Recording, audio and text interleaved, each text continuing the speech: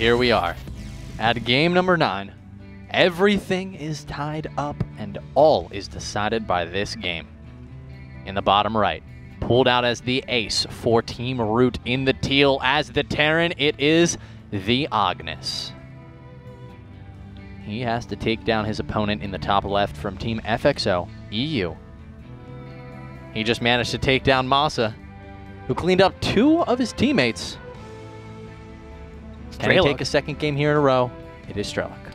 He was, I felt like he was behind after the initial third command center follow-up from Masa into Mech and the defense that we had from Masa as well. And somehow he just clawed his way back into the game, teched up really quickly, had the perfect tech transitions, and just straight up won the game over Masa. But now we're into this game. We have the other Terran down here in the bottom right corner, the Agnes, that was picked up recently by Root. He did, of course, have to leave from Quantic because Quantic unfortunately shut down. Sad day for StarCraft that day, but a great day for the Agnes game picked up by Root. I really feel like he deserves to be on this team. This guy has a lot of work ethic. He works super hard, constantly playing games, constantly streaming. Yeah, I feel like it's really cool that he got picked up by Root because he fits the personality of the team so much. Root is just have a lot of fun and like really just enjoy each other's company. You can tell they're just a group that gets along, and the Agnes seems like he gets along with anybody. Yeah, I was trapped in a Hampton with him at an MLG once, and it was very pleasant. It was pleasant. He was incredibly funny. People were like playing pranks on him the whole time. He was loving it. He like fell asleep on a sofa, and somebody tied his shoes together. He stood up, like fell over. So started cursing at people. Build orders really angry too. Yeah. Just bitter. Build orders are getting really aggressive right now. Actually, the Agnes has gone gas first here. Followed up into Rax. I know he enjoys having his Banshee play.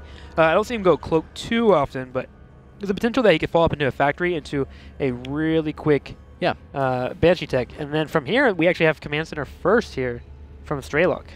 We do, and Strelok is going to need to see this gas first. The safest response to going for, the safest response against gas first. If you ever scout this out of your opponent, you're a Terran player, you make siege tanks, you make Vikings. Vikings will cover the air for you. You can deal with medevacs, you can deal with really fast Banshee play, you can deal with all these things. And siege tanks on the ground are going to be able to deal with the slower, yet still very potent pushes that may come your way that are going to include powerful units and upgrades, maybe Marauders, maybe Stim, combat shields, upgrades, things like this. It's the safest composition you can go for, but it's also very middle of the road. Ideally, the Agnes the Strelok will want to find out what the Agnes is going for here so that he can counter it very specifically. Strelok did come in here, he saw that gas, he clicked on it, can get an idea of what his opponent is going for. He also saw the fast factory, the follow up into the tech lab. So overall, Strelok should be getting pretty well set up for this. Looking into his main, he's followed up into his double gas here. Yep, you're right. Just follow up into factory starport, and he'll be A-OK. All right, well, there's the factory going down. We should see that, fast starport follow up. And basically what you do, you make a Viking. If you are correct and you see a Viking arrives, then, you're probably pretty safe. There's probably not a big push coming your way, or excuse me, if a Banshee arrives. But it could always happen, so you want to make sure you get yourself some scouting information at the same time. If you have to, throw it on a scan. Ideally, run over there with the Viking. But Strelok, I mean, he saw what he needed to see. He saw that gas first, and that was very important for him, and he got the information he needed. Well, Banshee's already on the way. You can see how quick this Banshee is. This factory isn't even completed yet. No starport has even been constructed, and now a Banshee is a little over a quarter of the way done. There is potential for it to do damage. Got to be really careful with your Marine control here. We do have Marines constantly being pumped out for Strelok. It's going to be quite helpful. And he needs to make sure he saves energy as well, just in case the Cloak was a follow-up at the same time. But he needs a good 6 to 8 Marines, I feel like, to deal with this, because Banshees, of course, can kite and do a decent amount of damage, especially without combat shields being done.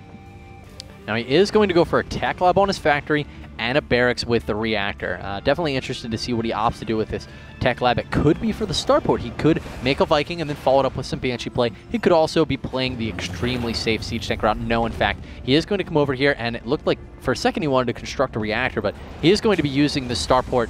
And this gives him a lot of versatility here, because if the Banshee doesn't come, then he can simply just sit on this one Viking. But if he wants to, against Cloak, he can make a Raven, which is just very, very nice to have this tech lab sitting here at any time. But for now, he'll be able to fly. I really thought he was, wow, this is really cool, actually, Strelok.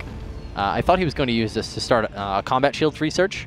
to allow himself the opportunity, you know, to deal with these Banshees a little more cost efficiently. But here they come, man. We'll see what he can get done. Yeah, let's see what the Ognis can do, because the Banshee's coming straight into natural, and again, I believe there's enough energy for a scan. The Viking is about to pop as well, so harassment is going to happen. You're always going to lose a couple of SCPs. It all comes down to the damage control and how well you prepare for it. And of course, without Cloak being there, he doesn't need scans either. And with that Banshee running away and not cloaking immediately, he knows that. Okay, so there's no Cloak here.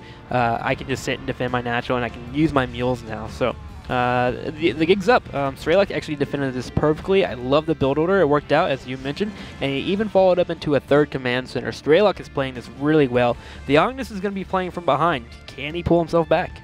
We'll have to see. He did get a bit of a faster third out than his opponent.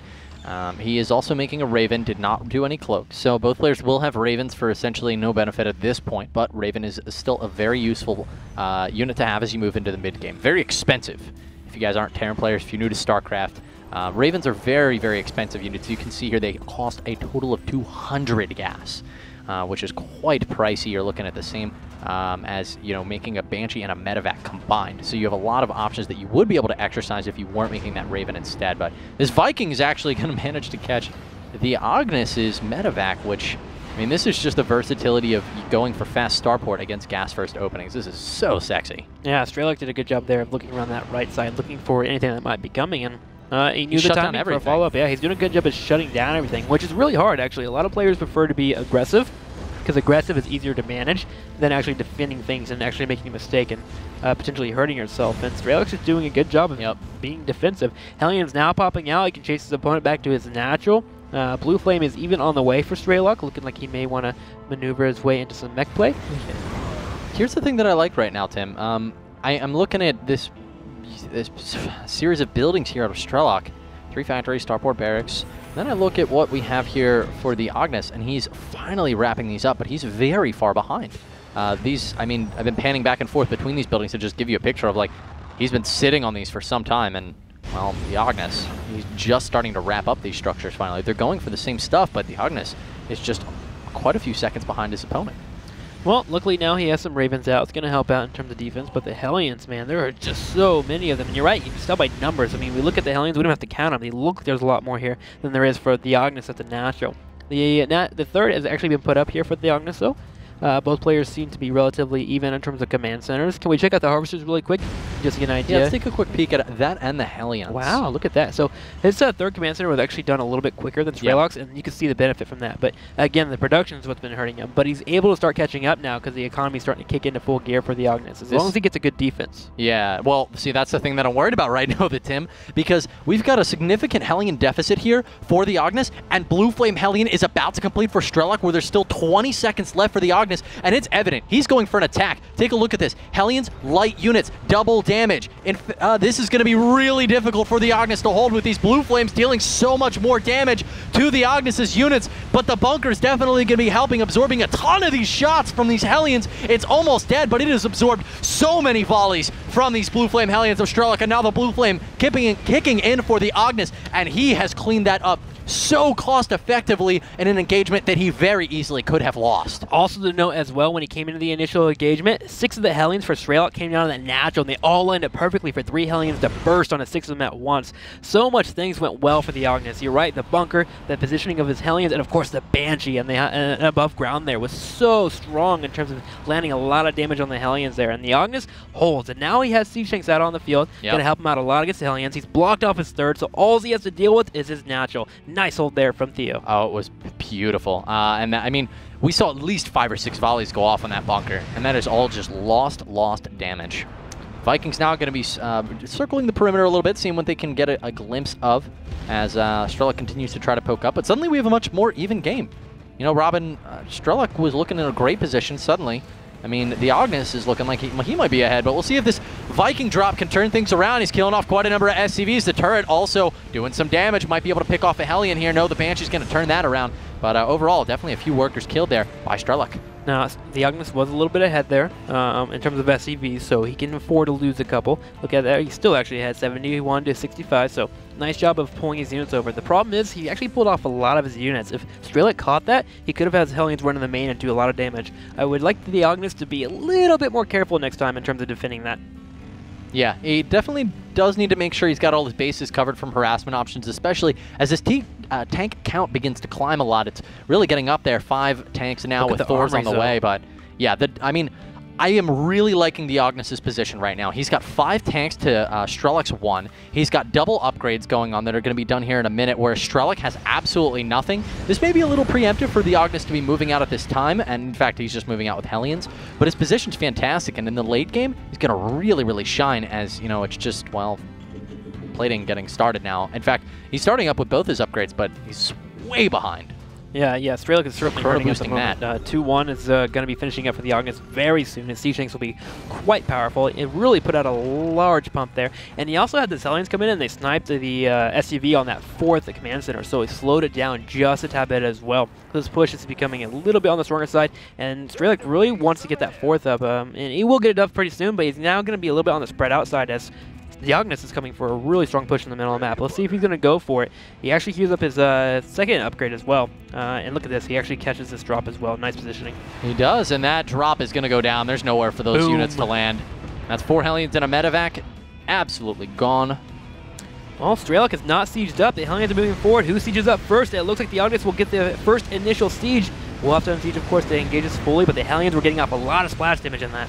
They were. 1 siege tank managed to creep its way to the front as well, doing lots of damage to those Hellions. And now the Agnes will be able to leapfrog his way forward if he decides to do so, as his tank count is far superior to that out of Strelok. Strelok actually has been making tanks out of quite a bit of factories, and actually, he's caught up. He's at 9 right now, but, you know, with the positioning here from the Agnes, he will be forced to fall back. The siege out of the Agnes way before Strelok, getting in tons of damage right now to these SCVs, to these tanks, and Strelok is taking far too much damage. Look at his supply, absolutely plummeting. And he's killing everything off the Thors here as well, dealing with the Vikings, with the added Viking control as well from the Agnes. He finally will kill those off, but again, the siege tank count just fell to 0 there, unfortunately, for him. And now, at this point, the Agnes moves straight into the 3rd. The 4th was forced to lift off. The Agnes has a point to where he can hold this, and those rocks actually aren't up either. So now he's come all the way around to deal with this. The Agnes takes it for Root, and what a great win for him, just joining Root. One of the newer players, as you said, Tim, en route, taking the ace, taking the 5-4 win over FXO EU. A big victory here for Team Root. Congratulations, the Agnes, man, getting picked up by that team, but a great series between the two players in general. FXO EU putting on a great show, and then as well as Root. Congratulations to them. Did we nail it? We are 6 followers. We're not going to show you the Twilight Council until we get the 6 followers. I will sit here and ramble on about dumb things. Okay, the producer was like, a joke about the number 6. He's like, I'm not staying here. Hell no. I gotta go home and watch things. Guys, 6 followers away. We'll see if we can do it by the end of sign-outs. Guys, if you don't know, IGN.com/IPL giveaways. What are we giving away, Tim? An Origin PC. You can talk slower. It's okay. Worth a lot of money. About $1,500 and 50 cents. Followed by 50 Heart of the Swarm beta keys that will be given to you for 50,000 followers, guys. Yeah. We're 6 away. Please do so. All you got to do is hit that button. I really wanted you to... What? Nothing. You know how when you're doing that, you have like a really... Never mind. Doesn't work at all. No, I don't know. Tim, I'm not as funny as you. I wasn't a stand-up comic. 50,003, folks. We nailed it, guys. Thank you so much for getting the 50,000 followers. 50 Hardest Form beta keys will be coming out to you. What's the exact process of how that's going out? Okay, so how the beta keys are going out, Tifa will be DMing you directly if you do win a Heart of the Storm beta key. We will be pulling